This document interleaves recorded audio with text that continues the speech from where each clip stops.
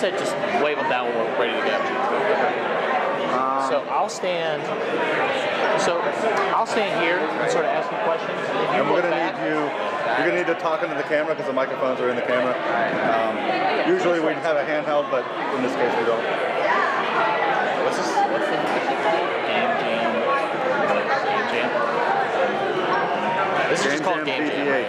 Yeah, that's our Game Jam as far as I know. Yeah. Let's make sure we got that. Yeah, we got that one. All right.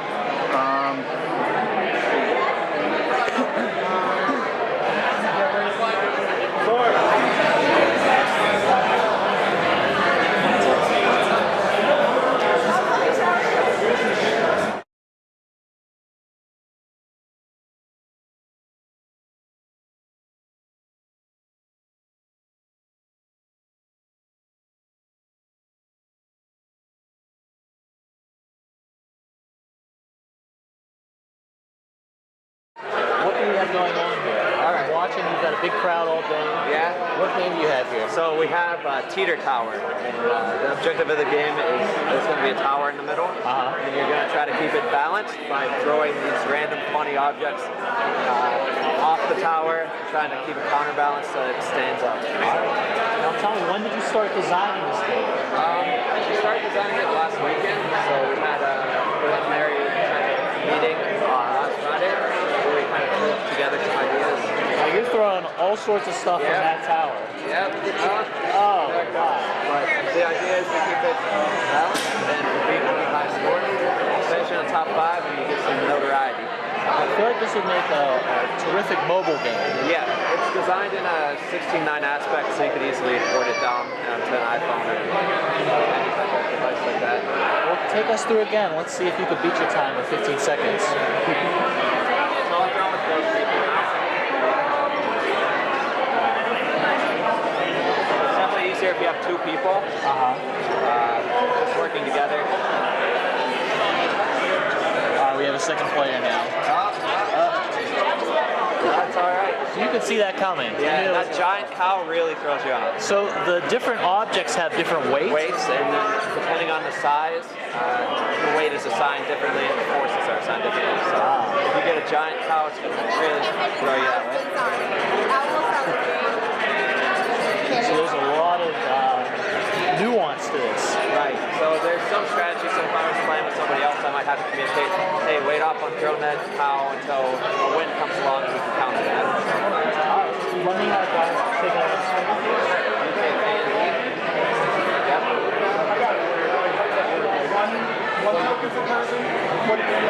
The opposite way. Counterbalance. Alright. We lasted 10 seconds. Not quite a high score, but Let's do it one more time. Who are these people that are in the treehouse? they just wrapped up there. I mean, they were just watching out for forest fires and just coming over and they just start throwing stuff. How we're doing? We got this.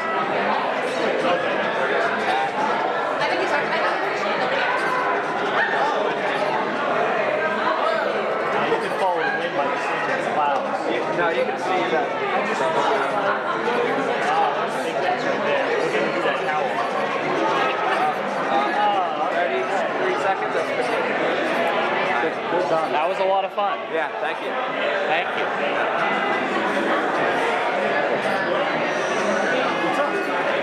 Taking a shot?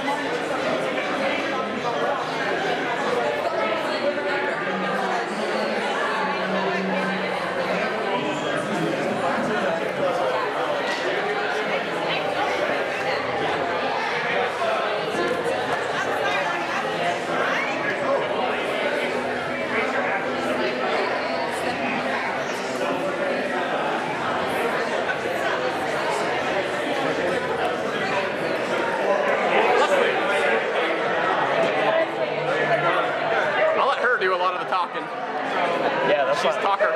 Can I go that way? There are too many chairs here.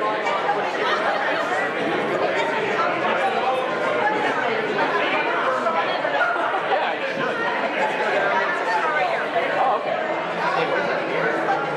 Under there. Would you guys join us for a game? Yeah, we're good. We'd like 4 players. It's more fun that way. Okay. So just make sure you guys just try to talk into the camera, and that's it. Okay. We'll probably ask you like start playing the game like a minute. Okay.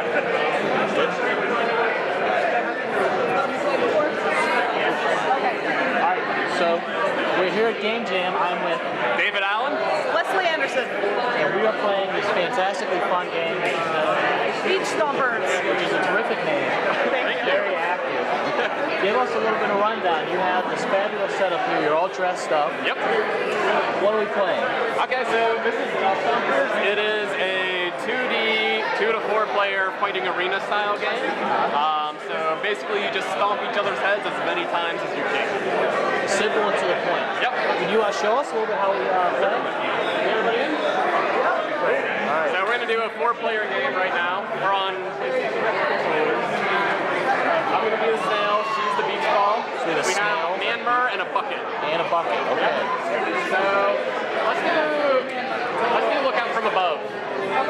So the point of this game is to be the first to jump on or stomp, as it were, Yep. the other player's heads 10 stomps. 10 times. Yep. So everybody plays the entire time. Nobody ever gets disqualified until the very end when there's one winner. So it takes a minute to pick up, but it's a lifetime to master. Well, I don't know. You probably master it pretty quick. Well, let's see how this is going. Alright, so we're just going to be called Look Out From Above. It's more of a Scooby-Doo sort of level. It's about the most chaotic one that we got. I think it's a lot of fun. Not great for beginning, but I think it's a lot of fun. Jinkies. So right now, we basically just move back and forth. You can use the joystick or the D-pad. Well, someone got stomped. Yeah. There's going to be a lot of stomping. You can hang out on palm trees. Oh, I got stomped. You can go through up and down and left and right in order to get strategic. You can sneak up on people when they're not expecting you. And you can also do wall jumps in order to get up to higher ground. Now, what inspired you to go with the beach motif as opposed to, snow stompers? Yeah, sure. Yeah, so whenever I started, I knew I wanted to make this style of game. And it was Friday around 7 p.m. It's our first day of Game Jam programming. I sent my wife Leslie, I sent her a bunch of different ideas to build a character. I told her I needed to be about 16 by 16 or 32 by 32 pixels. Okay. I need everybody to be about the same shape, but like different style. They all need to look different enough and be colorful enough that you can distinguish who they are. So she decided to build a snail, and from there I just said, do you want to make this beach theme? She said yes. So the snail made you think of the beach. Yeah, for some reason. I guess the shell maybe. Yeah, I was going to do a Seashell? And then we're going to have buckets, beach balls, and inanimate objects. Well, it's a lovely game to watch. It's very whimsical. So you're keeping the score up top there. So who is the bucket? Bucket is one away. And the bucket just The bucket just won. So let's give it up for the bucket. All right. Thank you guys. This looks like a lot of fun. Appreciate it. Thank you so much. I should have done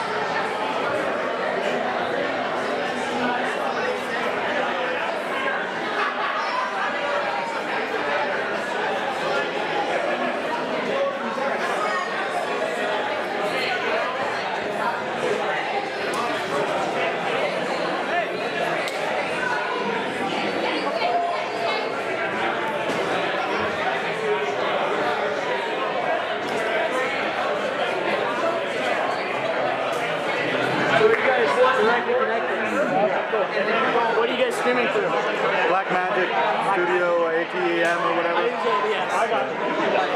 That's what we're using OBS right to Twitch right now. Okay, cool, yeah. It's the best. It's so simple. It's like the VLC media player. Yeah, it does everything. Or even add in more features like, you know.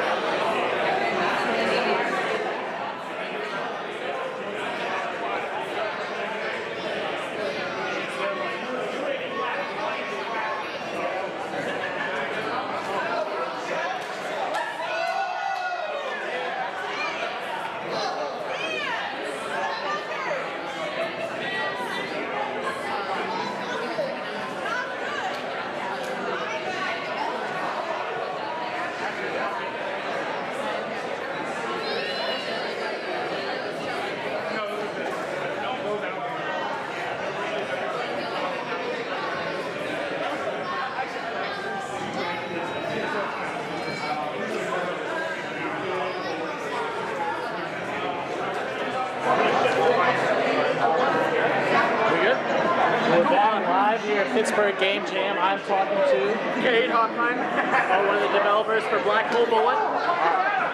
Do you have a question? Black Hole Bullet is a game developed by myself, Jim Sal, my buddy over there, Sean, and Denny. We all worked on this game over the course of 2 days. I'm sure this has been described on the stream. 2 days? 2 days, yeah. 48 hours we had to build this game. So the basic premise of the game is it's 2 to 4 players. Each of you has a ring that you can travel on, and moving both sticks, you can shoot around the black hole in the center of the ring. And you have to bend your bullets to hit your enemies. So it's very tactical. We had a lot of fun work with voice acting and all of it. It was a wonderful time. So where did the inspiration for this come from? I see a sort of outer space 2D shooter like this. I instantly started thinking Space Invaders. Yeah, we all kind of had this vision because the theme of the game jam was you have to use left and right implementation in the game.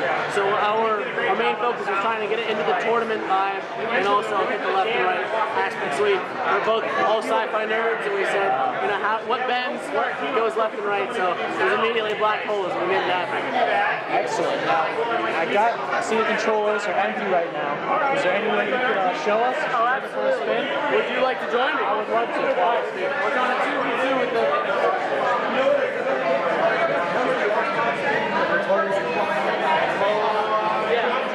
No, he's talking about fusion frenzy. That's it. Alright, let's start. We're going to do player 1. Alright, this is the control screen right here. Move. My favorite. And shoot. And you can toggle with Y. Toggle with Y. Alright, let's get it going. I will warn you, I'm very good. Now, you did make the game. I did.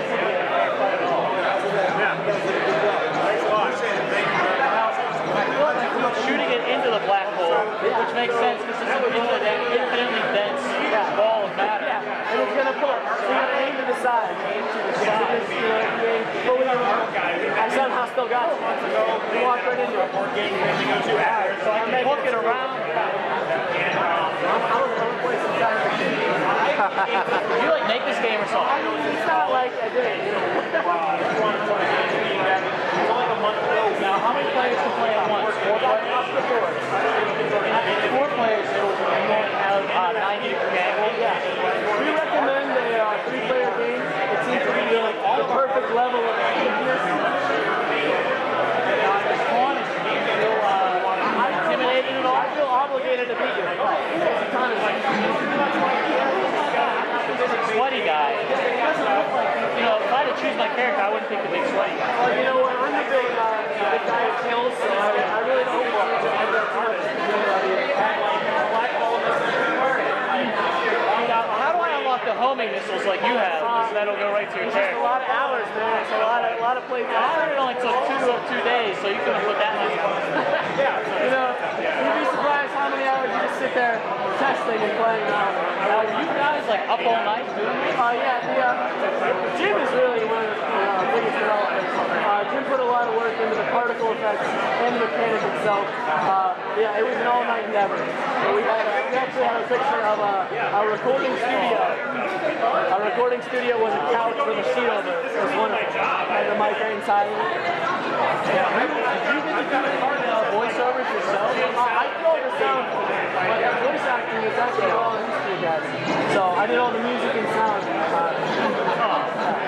So it looks like. So I haven't hit you yet. Yeah, you know what? I'm gonna even the odds. I'm not gonna move. I'm not even gonna move. You just messing with me. I'm not even gonna move. Oh, look at that. I'll give you that. That's a constructive job. Well, I'm sure that if I were to play someone who is also a beginner, this is a lot of fun. I'm glad you got one. I am too, you know. It's a little bit of redemption for me. Thank you. This has been a lot of fun. Nice to show.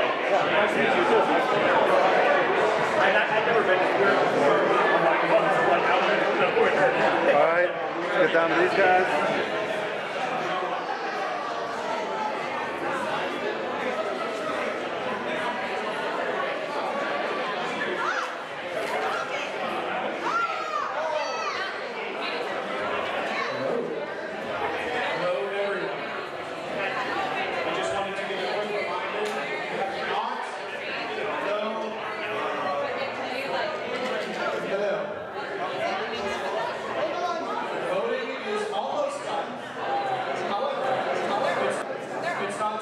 So if you have not gotten one of these little red tokens, they're just up in the corner there. Hey, Greg, will you wave? Leslie has them. Please, if you have not voted yet, grab one of these little red tokens and put it into the cup in front of the game you like most. You should keep playing games, trying them. We're going to have voting right around 8. So if you have not voted yet, you should grab your token and vote. And then around 8, I'll do another announcement. Thanks.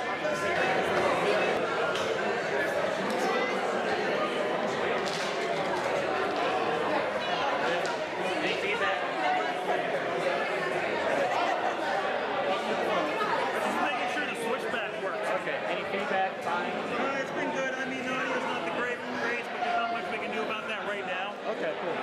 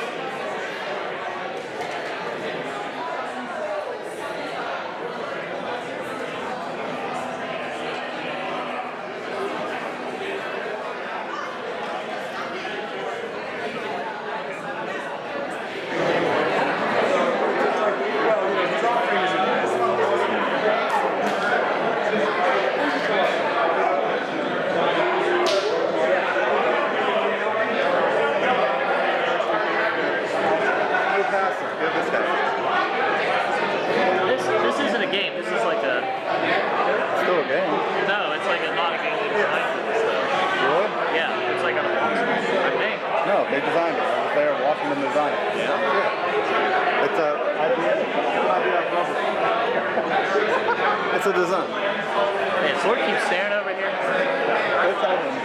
Situations where you actually want to try it. It's our last action.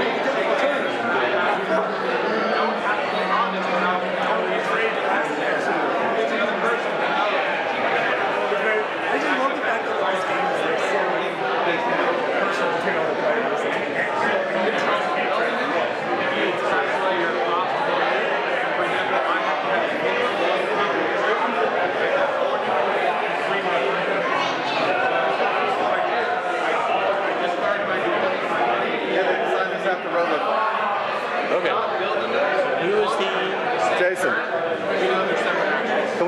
stop for a second so you can explain, or whoever wants to, explain the game, talk to the live stream. You can kind of jump in and take turns if you need to while talking. You want me to take over? Huh? If you want, I can take over and we're explaining.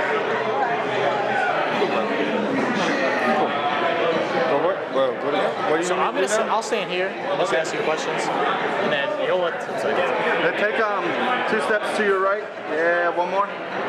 Perfect. Now I can get you playing in the background.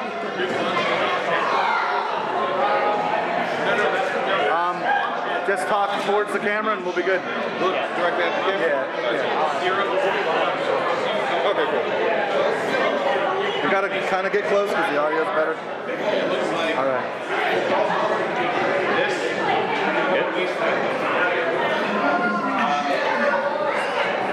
Hey, we're good, Sorg. I know you can hear me. You can hear me right now. Hey, Sorg. Well, apparently we've been live for the past couple minutes, which is awesome. So I'm here with Jason McCoy of McCoy Creative Games. Okay, and this is the first game that we've been to that isn't digital. Tell me a little bit about the game, why you decided to go with a board game. So I figured that like everybody else would be doing digital games, so I wanted to do a board game. And my partner Brian Gingold and I, we've been thinking about this game for a long time, called 5 Minutes to Midnight, and we wanted to make something like it was the concept behind it was a game about nuclear warfare that was also resource management, and you just build nukes and drop nukes on your friends. Oh, That's it, yeah. friends like that, who needs enemies? You don't. We got bad friends. Now, when I look at a board game like this with sort of the map of the world on it, I start to think of Risk. Were there any, there's also a resource management aspect, like you said. Were there any like popular board games or anything that you took inspiration from, or that you enjoyed playing that sort of inspired this? Yeah, Risk was definitely like a huge inspiration. We were also inspired by Secret Hitler, which is like right now one of my favorite games. And I like the world building aspect of Betrayal at House on the Hill.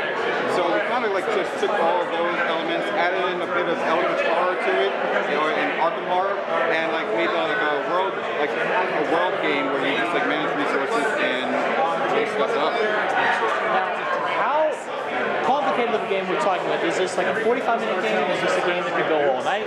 Like Risk might, you know? Right, yeah, it's definitely like more along the lines of Monopoly, where you can play it all night and just like wake up the next morning and just like have no friendships afterwards.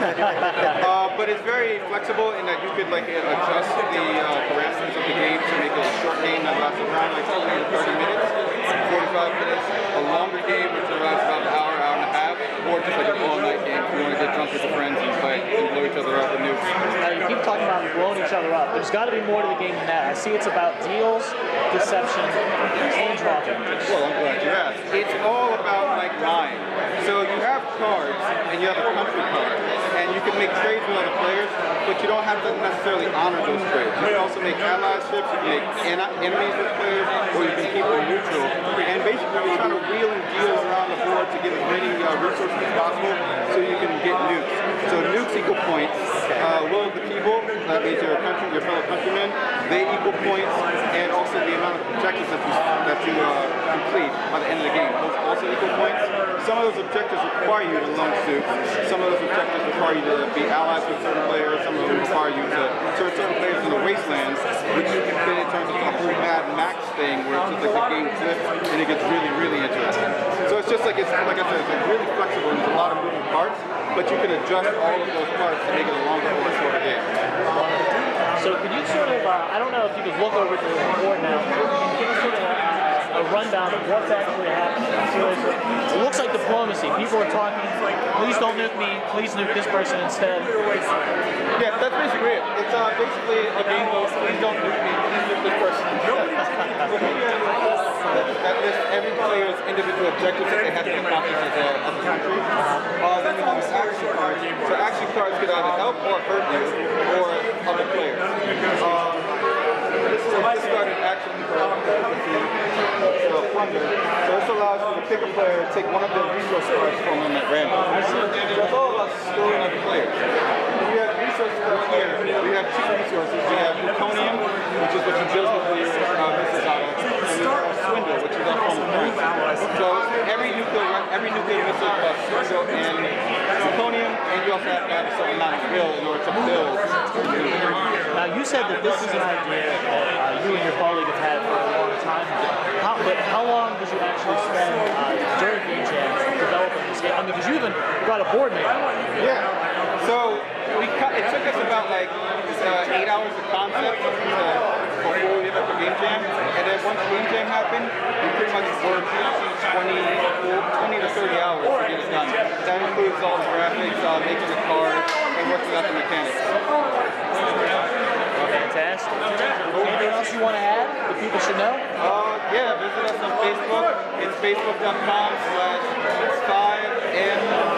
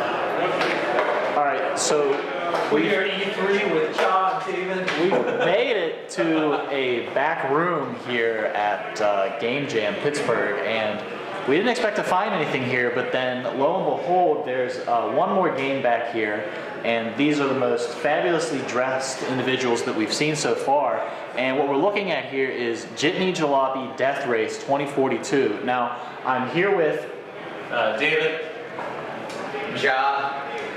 the design. Stay tuned for the Japanese version next year. What is going on here? We have some Tron lights, we have some helmets. You guys are dressed up like for Village People tryouts or something. It's marvelous with the hats and the vests. Please explain what's going on. So we built the only accessibility game. My background is I studied game design and documentary film at Stanford, and then I did the ETC program, which is the Master's in Entertainment Technology. At Carnegie Mellon. Yeah, and I have a background in building accessible games. So I had a startup called Dancetown, where we made exercise gaming systems for seniors to increase their mobility and balance. It's basically like Dance Revolution for old people. That was acquired about a decade ago, but I still keep my hand in accessibility gaming. I'll be in New York for the Games for Change conference, and I wanted to create a game that's accessible to the blind. Okay. Because we're living in a world where pretty soon it's going to be autonomous vehicles, and you don't necessarily have to be sighted to be able to drive. You could just issue commands. Even now, technically, you can just get a Lyft or an Uber. It's very accessible for the blind. And I think a thing that people forget when you watch like Mad Max or some kind of post-apocalyptic road film, we're not driving beater junkers in the 1920s after the apocalypse. Most likely, unless Elon Musk saves us all, it's just going to be a bunch of autonomous vehicles that will probably respond to voice commands. It might not even have steering wheels, because that will be one of the first things cut if you're trying to save costs and weight on autonomous vehicles. Now, before we started, you were saying that this is a game that is accessible to the blind. Can you explain a little bit how that works for people who might not understand? Yeah, so we're doing voice recognition. Like, if you want to try the demo, we'll have you put on this headset. Okay.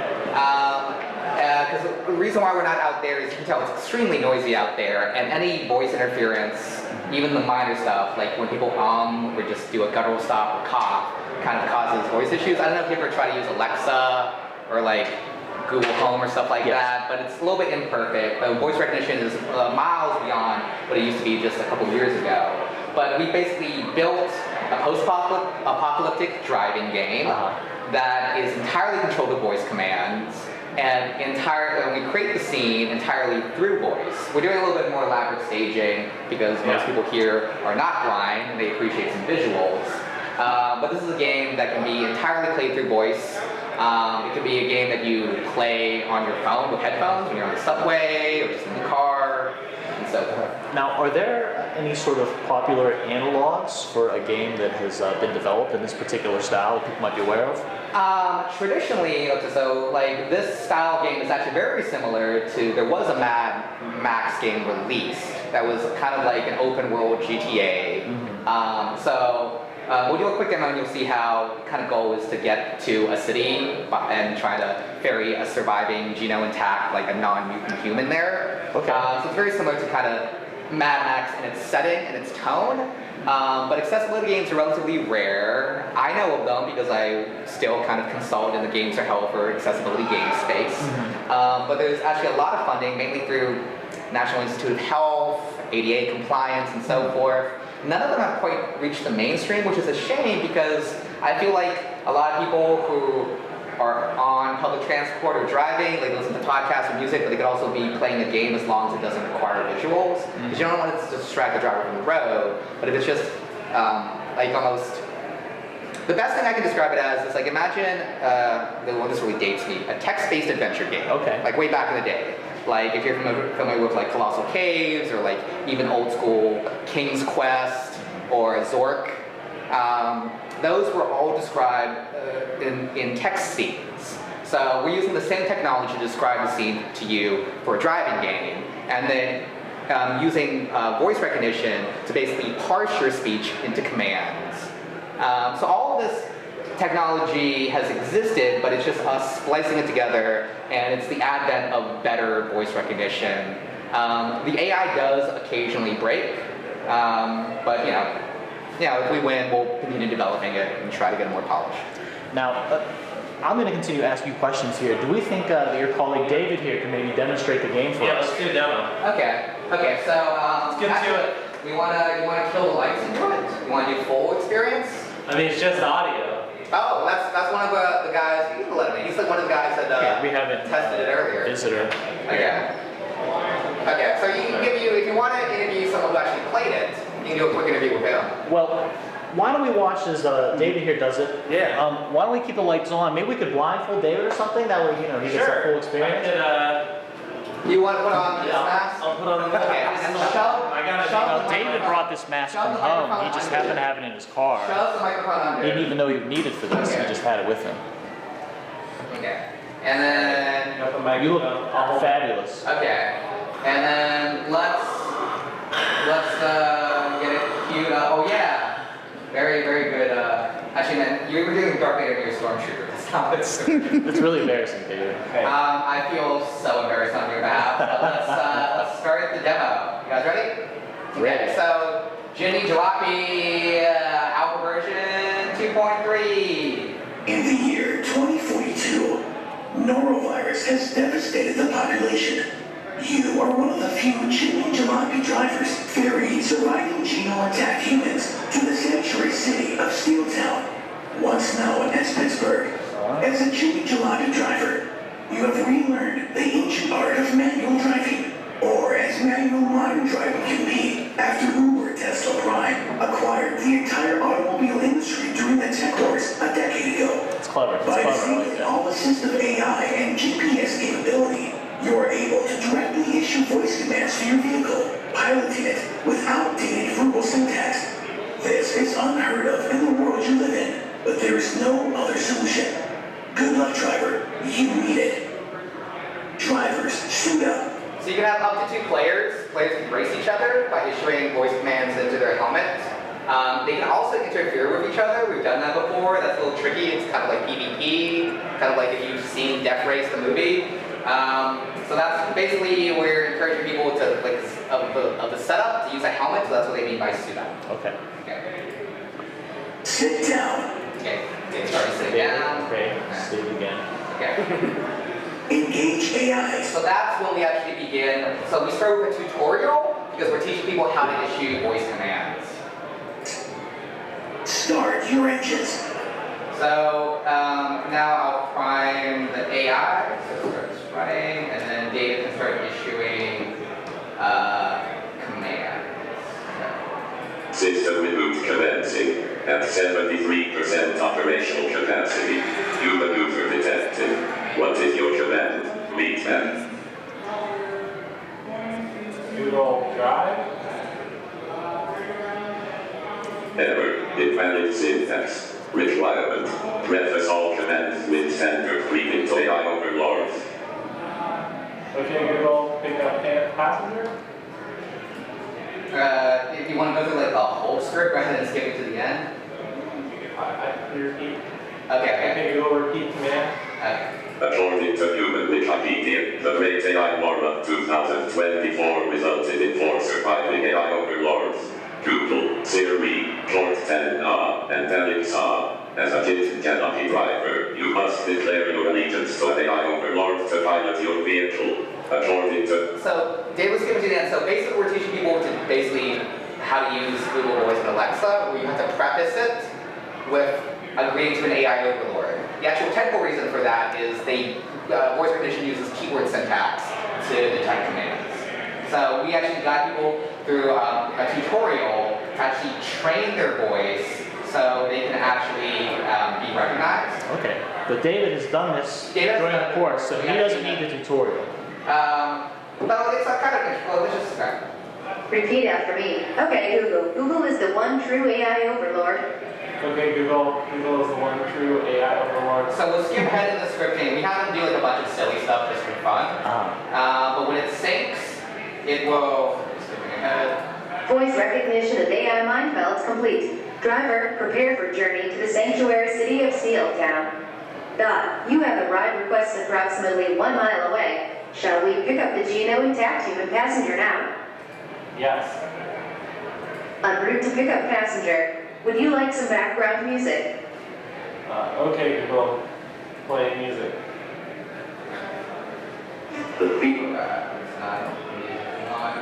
Music thing is currently the trickiest thing to get going. Play music. I think we can get it going. Let's hope it works.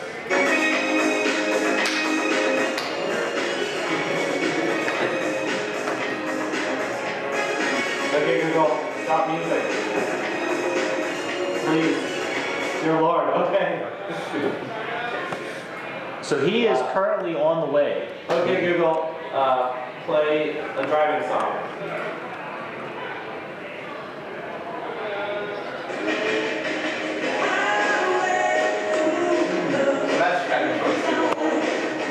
So ordinarily, David would have on a headset, and these would just come on through a speaker. What was your question? So ordinarily, he would have a headset on, correct? Yeah, so that actually has a thing built into it that can, that we haven't quite hacked it yet. That headset, if you buy, has a voice modulator that makes you sound like a stormtrooper.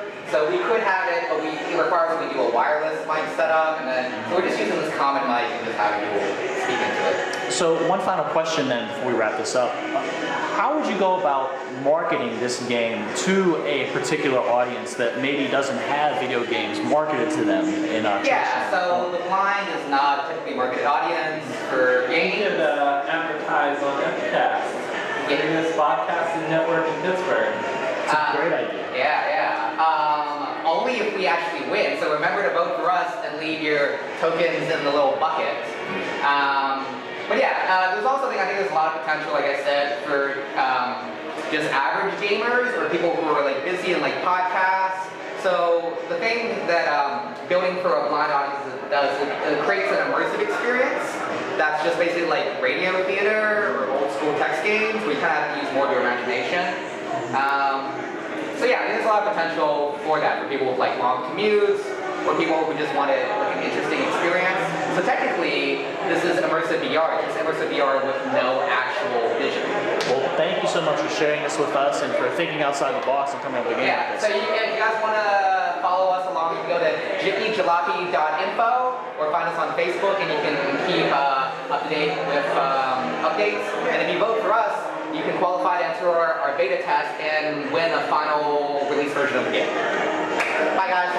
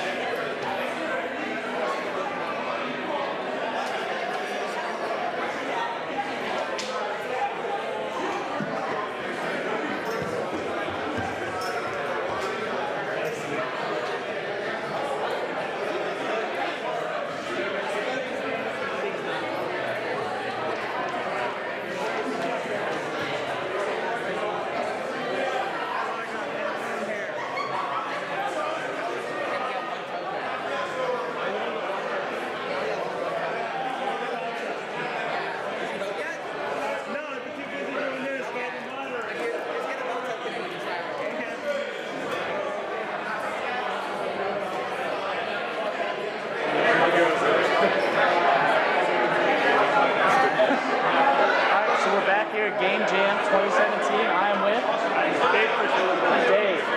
Pleasure to meet you. Tell us, what is Equilibrium? It's a competitive two-player game. Get players sort of on opposite ends of the number up here, +5 and -5. Roll the first player.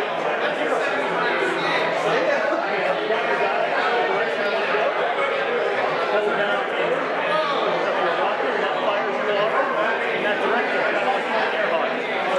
So this is very similar to air hockey. Wow, look at that. What was the inspiration? Where did you come up with the idea for this particular game? Just kind of something I was thinking about creating something that was competitive, like being able to get the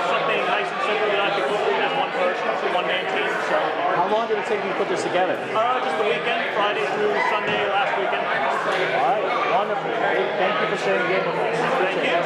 Thank you.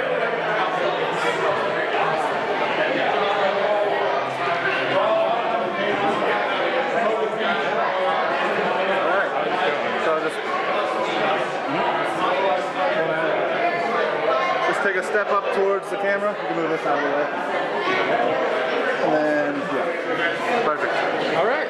So I am here with Welby. Thank you.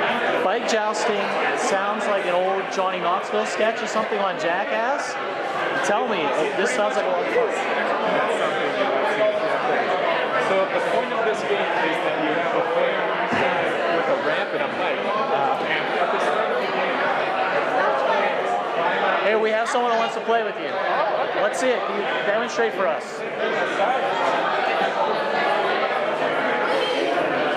So the bikes are just traveling toward each other. they just go towards each other automatically, so it's kind of fair.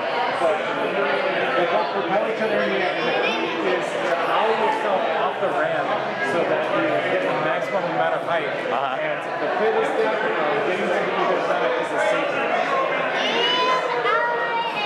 So it looks like, so you want to hit your opponent down to the pit. Yeah. Or impale them on your bike. Or hit them with the bike. Alright, so look at them go. They're going. Yeah. The blue player took care of himself. Alright, here go the jousters. Now, where did you come up with the inspiration for this? I just was thinking, like, I wanted two things to roll towards each other, and then I wanted, like, then I was thinking, well, what if you had to balance on the thing you were rolling? So then I thought, yeah, I did. So when they're balancing, I thought, like, well, that's sort of like a bike, right? And it's, like, accessible, you, like, see it and you understand, like, oh, hit the other person with the bike. It just sort of, like, the idea is, like, it's I mean, he likes it. All right. Thank you very much. Yeah, thanks for talking. Thanks, man.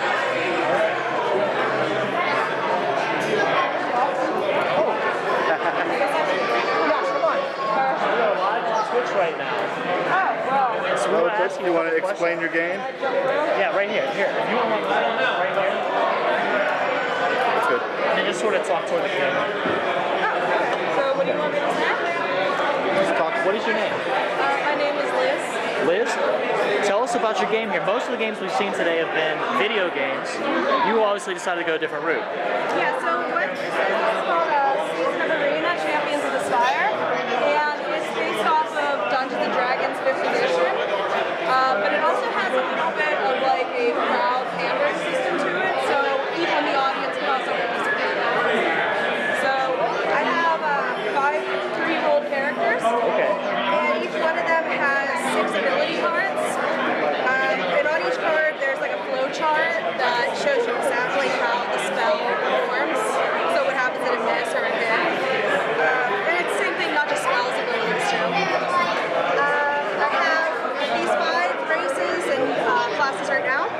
If I pass on through, I'm going to have a 6 counted in the Elf Sorcerer next. So, how much work does it take to come up with like a whole set like this for 5 different classes of characters? Well, the easy part about it is because I'm basing off Dungeons & Dragons, it's like a little bit simpler because you have that information there. But typically, I'm a dungeon master myself, and he's actually one of my players. And how long does it take to make a character? 3-4 hours? Depending, especially to like, I'm a DM, I never play as a player, so I didn't really know how a wizard works. I never had a wizard before, so I had to learn kind of how that works. So like the wizard probably took me about 4 hours, but then once I'm familiar with it, And what has the response been from visitors so far? people seem to like it. Some people seem a little bit like, they see it, they think D&D, they think it's kind of overcomplicated because that's what goes on the flop. But that's the reason why I made this, was to kind of introduce new players to Dungeons & Dragons and to also introduce them to role-playing. Because I mentioned that there is a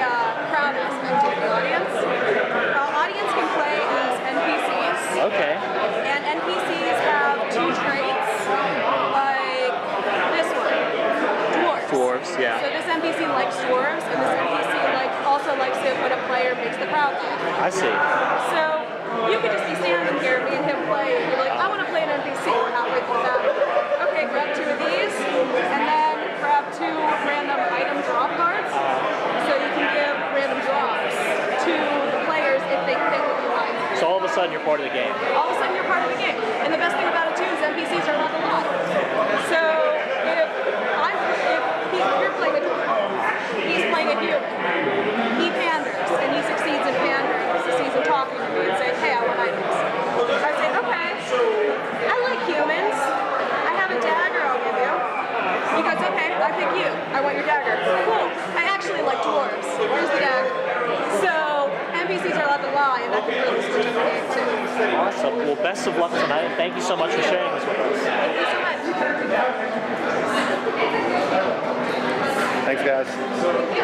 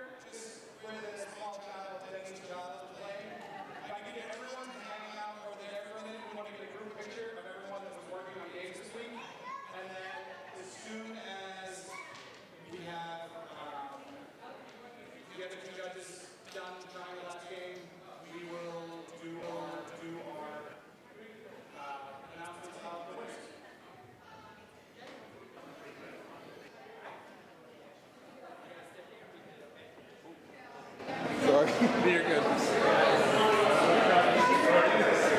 I'm so sorry. You're fine. Sure. So,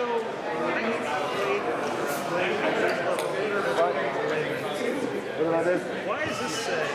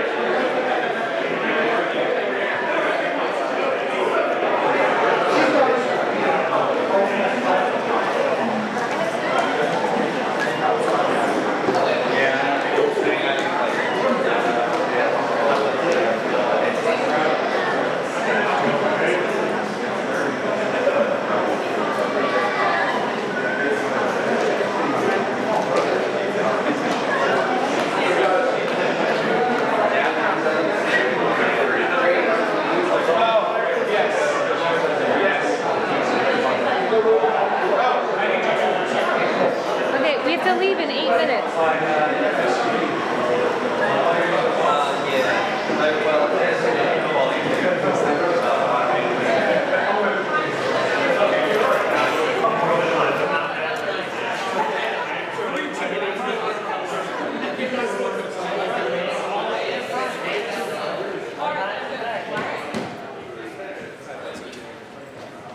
guys.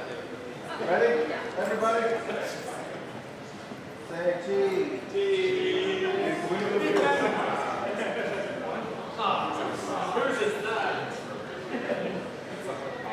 Awesome. Everybody's in.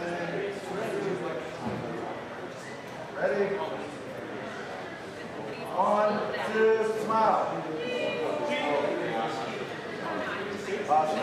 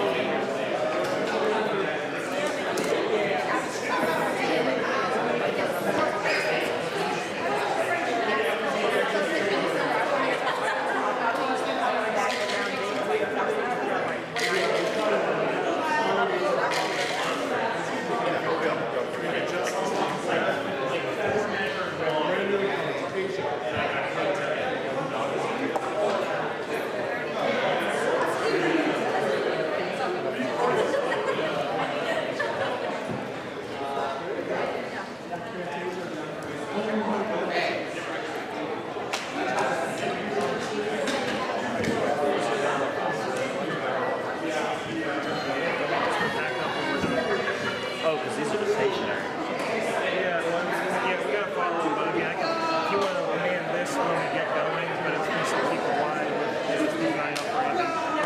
We'll probably talk about the internet, hi guys. I can't remember which camera I left on. 1 minute?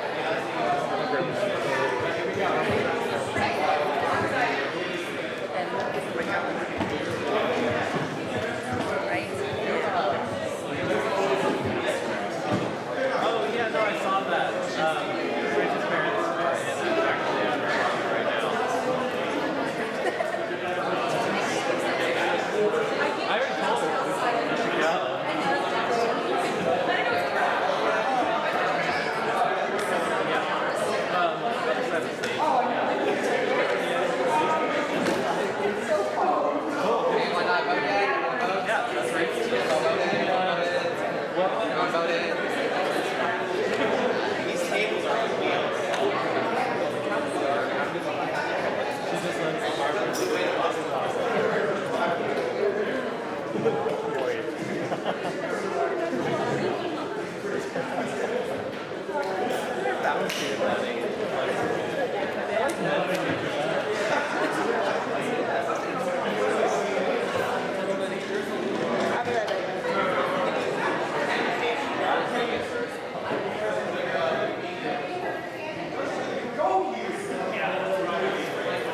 Bless, do you want him to take the camera up there so you can take some pictures?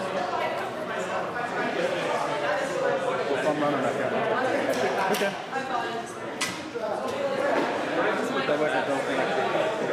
Yeah, yeah. Editing photos, thing quick. He knows the game, how the game's played. I would have never thought of that.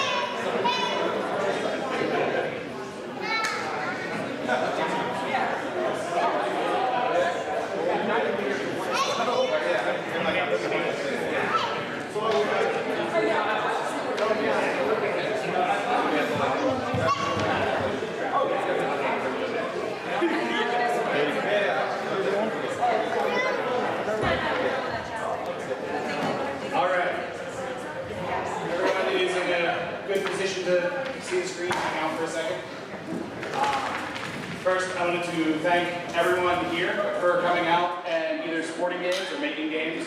I think it's awesome that people put so many hours over the past week into making these games, and they're all super cool, and people had a great time. And I want to thank our sponsors, Alpha Lab here for hosting us here, and Alpha Lab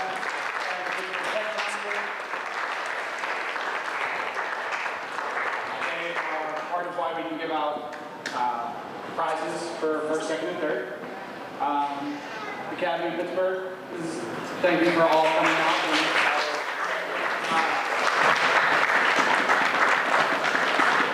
Looking for Group is a place that I run, and we hosted some of it. Everyone was there Friday.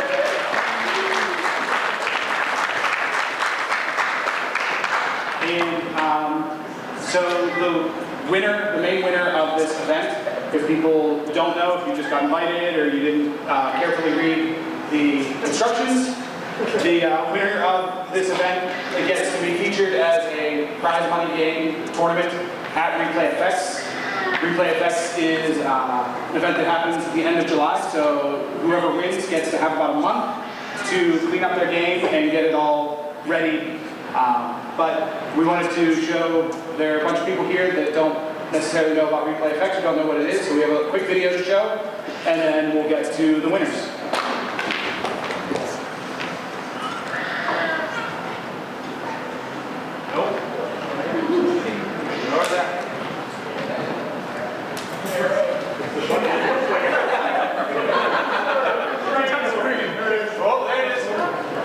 And then this one. This one.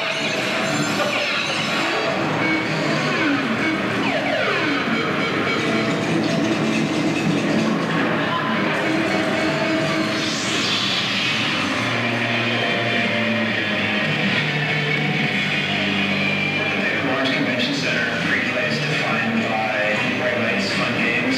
It's a place where a grown adult can come to get away and forget about the stress of everyday life. You know, I want people to be able to walk through the door and just go, it's over. You know, now I can be a kid again.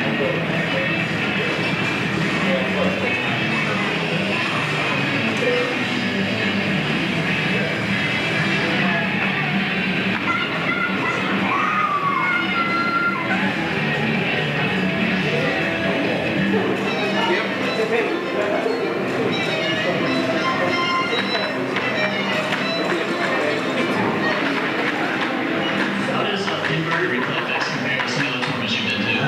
More people, more games, more competition.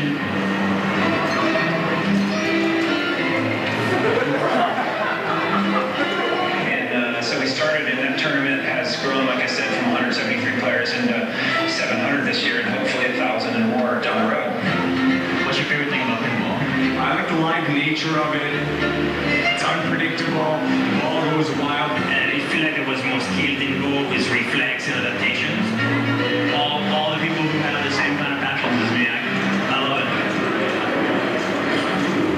The different communities interact, and I think an event like this, especially one of this size and scope, really allows the communities to learn more about one another.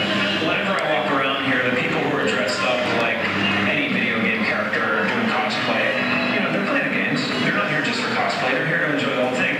The conventions that I've been to in the past, not too many of them are centered on the video game aspect of it. You have a whole arcade just filled with, you know, free-to-play games, anything you can think of, pretty much. Replay Effects is completely different, actually. I really love Replay Effects because you get to play stuff. All sorts of dexterity games. I like playing like dancing games. Made some weird kind of like arcades that look super weird and fun. Like there's this one where these plastic balls come out and you have to like throw them at a screen. Here, for someone who really loves retro gaming, it's definitely worth coming out and going wild and playing all these different types of games that you haven't played in years. The fact that they, the cosplay support and everything, it's a good, you know, conglomeration of the two worlds.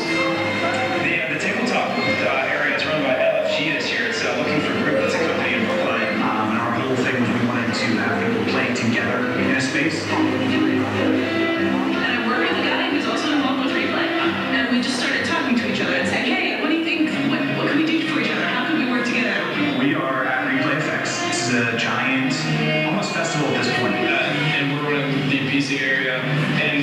we are this year as well. We brought a lot of games that are really good, either like couch multiplayer, like 3 or 4 people all around the same TV. And I'm running the board game section with LFG. Some of my favorites to recommend to people are Happy Salmon, which takes 2 minutes and you can pull anyone into and they leave feeling like they've had a little cardiovascular workout.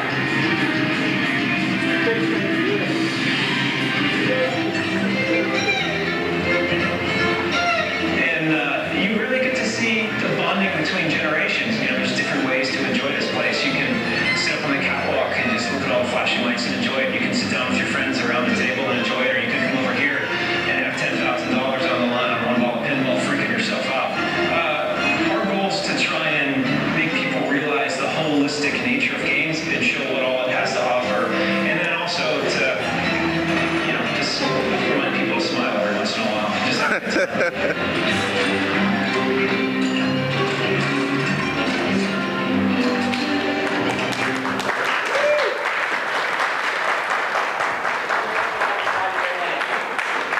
Great shot of the side of your head. Right? Yeah.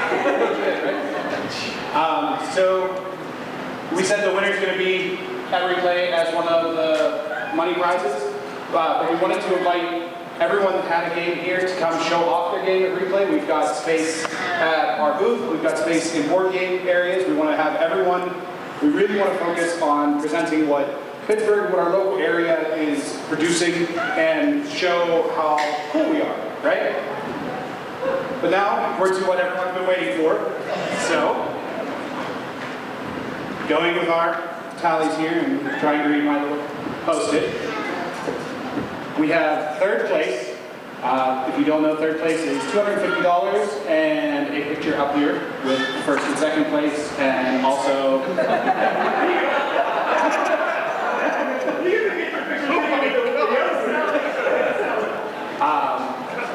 But we all, like, third place is pretty awesome.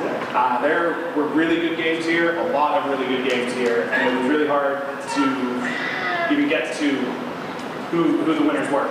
But for third place, we have Seasons versus Arena, the board game over here. So if you'll come on.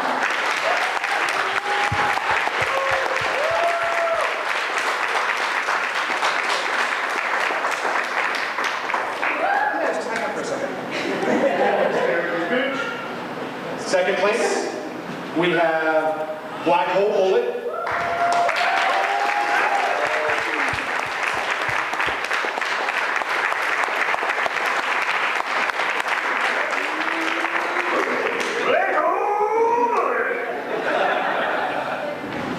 And in first, we have Beach Jumpers.